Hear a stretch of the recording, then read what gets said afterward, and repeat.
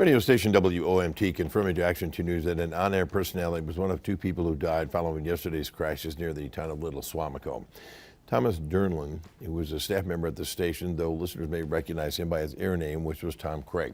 Radio station issued a statement on the matter today, saying in part now quoting, WOMT legend Damon Ryan called Tom a wonderful human being. He was one of those people that had a great demeanor, very humble, very kind. He also noted that the apple didn't fall too far from the tree, as Tom's father, a very talented surgeon, performed mission trips throughout his life, end quote. Tom was 66 years old. When we come back,